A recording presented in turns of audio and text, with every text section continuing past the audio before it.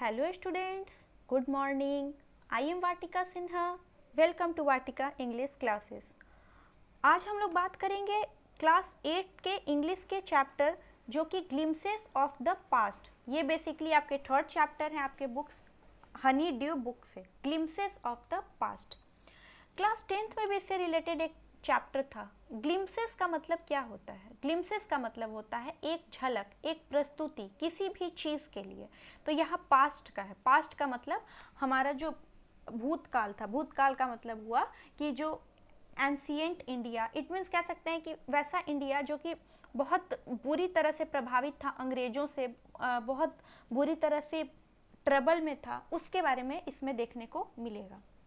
Before you read, here are some pictorial glimpses of the history of our country from 1757 to 1857.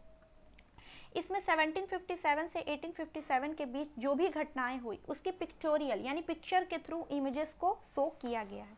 These pictures and speech bubbles will help clarify your understanding of the conditions that led to the event known as First War of Independence 1857. इसमें first war of independence के बारे में भी बताया गया 1857 में जो हुआ था। पिक्चर के थ्रू पूरे चैप्टर को समझाया गया। क्लास 8th का है तो ये वो टाइम है जब आप एक लेवल मेंटेन करने के लिए एबल हो पाते हैं। तो ऑब्वियस सी बात है कि यहाँ पर कुछ आपको टफ चीज़ पढ़ाए जाएंगे तो कुछ नॉर्मल सी बेसिक चीज़ें भी बताई जाएगी ताकि स्टूडेंट एक माइंड सेट डेवलप कर सके अपना कि उसकी देश पहले कैसा था, उसका देश अब कैसा है, बीच में उसकी स्थिति क्या थी, वो अपने हिस्ट्री से रूबरू हो सके। Oh my countrymen, let your eyes fill with tears as you recall the sacrifices of India's martyrs। जो एक बहुत फेमस जो सॉन्ग है ऐ मेरे वतन के लोगों, उसके बारे में यहाँ पर बताया गया है कि जिस तरह से दिल्ली में फंक्शन था, लता मंगेशकर जी ने इसे प्रस्तुत किया था, उसके बारे में यहाँ पे एक झलक दी गई है। यहाँ से चैप्टर स्टार्ट होता है। The companies conquests with its superior weapons, the British East India Company was extended its power in 18th century India, India 1765। यहाँ पर पिक्चर के थ्रू बताया गया है। सुपीरियर वेपन्स का मतलब होता है जितने भी हथियार औजार थे वो बहुत सुपीरियर थे, फर्स्ट क्लास के थे। उसकी वजह से ब्रिटिश ईस्ट इंडिया कंपनी जो थी अपनी पावर को इस्टेब्लिश करने में सफल हो रहा था धीरे धीरे। 18th सेंचुरी का मतलब हुआ जैसे अभी 21st सेंचुरी चल रहा है, ठीक है, लेकिन 2020 चल रहा है, तो एक बैक करके बात करते हैं। अगर हम 18th सेंचुरी की बात करें तो 1700 समथिंग में ये चीज़ हो रही होगी, 1765 में। 1757 से 1849 के बीच का ये बात है। Indian princes were short sighted that upstart raja shah बाह call the English merchants they will help me to defeat them. जो इंडियन प्रिंसेस थे, जो भारत के राजकुमार थे या भारत के जो राजा थे, वो बहुत शॉर्ट साइटेड थे, मतलब दूर की चीज़ों को नहीं देखते थे। The people had no peace due to such constant fights. लोगों में बिल्कुल पीस नहीं था, शांति नहीं थी, क्योंकि वो कॉन्स्टेंटली एक दूसरे से लड़ाई करते देख रहे थे। The rivalries helped the East India Company and it could easily subdue Indian princes one by one।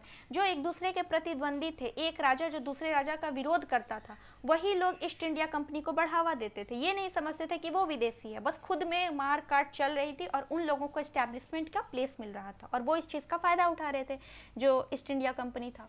A far saying ruler like the brave Tipu of Mysore fought the British till he died fighting। British east India company के खिलाफ जिन्होंने बहुत bravery के साथ काम किया वो थे टीपू ऑफ मैसूर।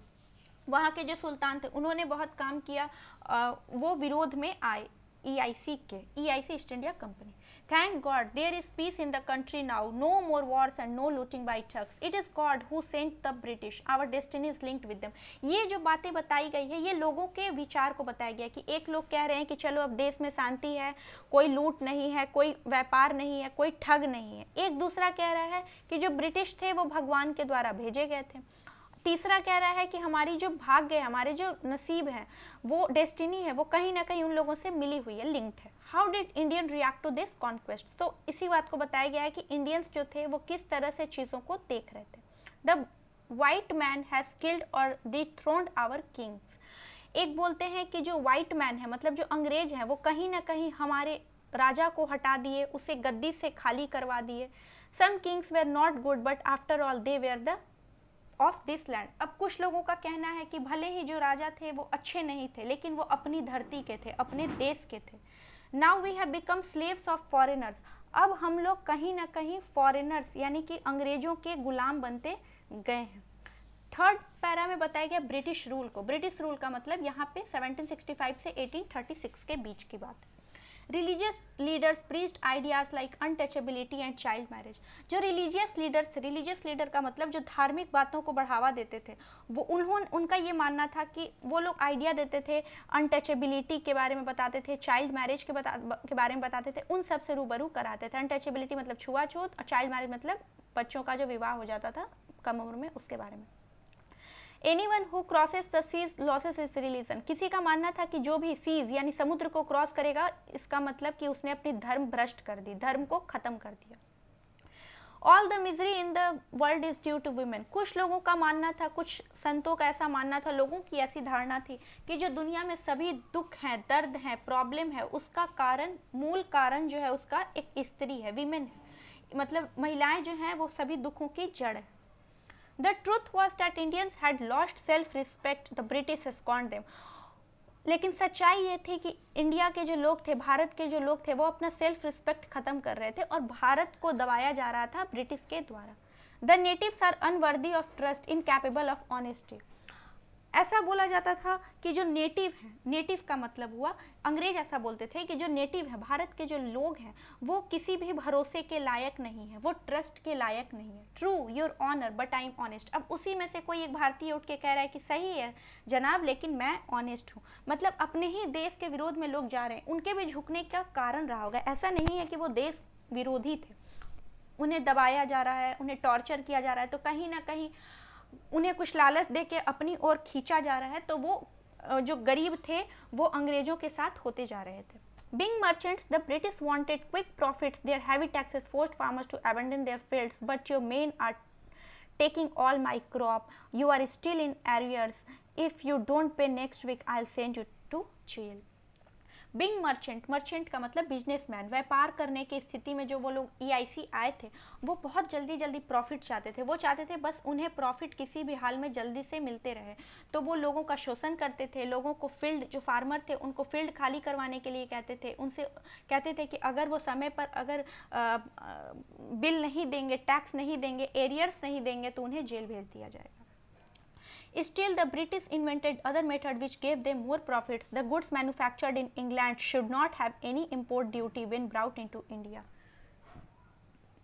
अब जो ब्रिटिश थे उन्होंने प्रॉफिट करने का नया माध्यम ढूंढा। उन्होंने ऐसा माध्यम ढूंढा कि जो भी गुड्स होंगे, गुड्स का मतलब होता है कोई भी सामान, थिंग्स, कोई भी थिंग्स जो होंगे जो कि इंग्लैंड में बनाए जाते हैं और भारत में उसे इंपोर्ट किया जा रहा है, मतलब वहाँ के प्रोडक्ट को यहाँ पर लिया जा रहा है, उस पर कोई भी टैक्सेस नहीं लगेंगे। A good idea. अब एक अंग्रेज दूसरे अंग्रेज का साथ देता है, हाँ good idea. The East India Company's laws began to cripple Indian industries. और ये जो था इंडियन इंडस्ट्रीज को बहुत बुरी तरह से प्रभावित कर रहा था, खोखला कर रहा था। अब यहाँ के जो बुनकर हैं, यहाँ से जो हाथ से बनाते हैं और वहाँ से जो मशीन से बन के आ रहा है, ऑब्वियस सी बात है मशीन का चीज़ है, किसी को भी पसंद आएगा और उस पर टैक्स भी नहीं लग रहा है, तो वो तो भारत के लोगों को खरीदने उसकी मजबूरी हो जाएगी। और एक तो उनका दबाव भी था, तो ये अंग्रेज जो थे भारत को हर तरह से दुख दर्द का कारण बन रहे थे, उनके प्लाइट्स की रीजन बन रहे थे। Inevitably famines followed between 1822 and 1822 to 1836 15 lakh Indians died of starvation. और क्या हुआ, बुरी तरह से भारत में भूखमरी आई, भूखमरी बहुत दिनों तक चली। इस भूखमरी से बहुत लोग, लगभग 15 लाख लोग भारत में मर गए। The British policies ruined the expert artisans and their business. और जो ब्रिटिश थे उनकी पॉलिसीज़ ने भारत के बुनकर, भारत के जो छोटे छोटे बिजनेसमैन थे, उनको बुरी तरह से प्रभावित किया। फिर आए राजा राम मोहन राय। राजा राम मोहन राय के बारे में आप लोगों ने हिस्ट्री में ऑलरेडी पढ़ा होगा।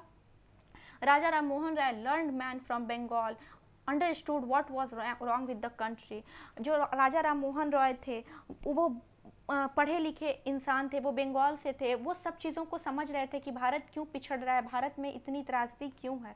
Late us not despise ourselves, our ancient culture is great and we are capable of greater achievements, we must fight reform our society, superstitions have been ruining us.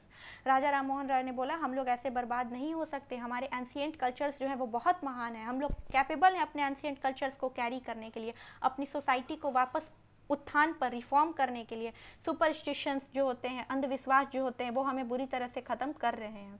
He told his wife Uma, उसने अपनी wife Uma से कहा, उन्होंने अपनी wife Uma से कहा, cows are of different colors but the color of their milk is the same, different teachers have different opinions but the essence of every religion is the same। उन्होंने ऐसा कहा अपनी वाइफ उमा से कि जो गाय होती है वो अलग अलग कलर की हो सकती है, लेकिन उनके जो मिल्क होते हैं यानी जो प्रोडक्टिव थिंग्स होते हैं वो सब एक रंग के होते हैं। सभी लोगों के अपने अपने विचार हो सकते हैं, लेकिन सभी का जो रिलीजन पर बात है वो कहीं ना कहीं इंटरलिंक्ड है और एक है। He was attracted by science and modern knowledge. Knowledge should be practical and scientific. ये बहुत अट्रैक्टेड थे, प्रभावित थे साइंस से, मॉडर्न नॉलेज से, और कहते थे कि नॉलेज जो होता है वो प्रैक्टिकल होना चाहिए, साइंटिफिक होना चाहिए, मतलब उटपटांग कोई चीज़ नहीं होनी चाहिए। He crossed the seas and went to England to see what the British powerful. There he told them, we accept you as rulers and you must accept us as subjects. उन्होंने पार किया, वो जो समुद्र था उसे पार किया। जो वो रिलीजन कहता था कि समुद्र पार करने वाले धर्म भ्रष्ट हो जाते हैं, लेकिन उन्होंने सी को पार किया और ब्रिटिश गए, वहाँ के लोगों को देखा और बोले कि हम लोग एक्सेप्ट करते हैं आपको रूलर के तौर पे, लेकिन आपको भी हमें एक्सेप्ट करना होगा सब्जेक्ट के तौर पे। मतलब हम लोग एक्सेप्ट करते हैं राजा के तौर पे, तो आप भी एक्सेप्ट करिए प्रजा के तौर पे। But you must remember the responsibility a ruler owes to his subjects, लेकिन अपनी रिस्पॉन्सिबिलिटी को समझिए। He started newspaper but the suspicious British stopped them. इन्होंने एक न्यूज़पेपर भी एस्टैब्लिश किया 1823 में, लेकिन ब्रिटिश ने इन्हें ख़त्म कर दिया। आज का वीडियो बस यहीं तक था। ये था पार्ट फर्स्ट आपके सब्जेक्ट का, आपके चैप्टर का। नेक्स्ट वीडियो जो होगा इसके जस्ट बाद अपलोड होगा, उसके लिंक मैं इसमें मेंशन कर दूंगी और इसके लिंक मैं उसमें डाल दूंगी ताकि आपको कोई कन्फ्यूज़न क्रिएट ना हो। मैं मिलती हूँ आपको मेरे नेक्स्ट वीडियो में। अगर वीडियो पसंद आया हो तो इसे लाइक करें, शेयर करें, सब्सक्राइब करें। चैनल को सब्सक्राइब करना ना भूलें ताकि मेरे अपडेटेड वीडियोस टाइमली आप तक पहुँच सके। बेल आइकन पर क्लिक ज़रूर कर दें। Thank you so much.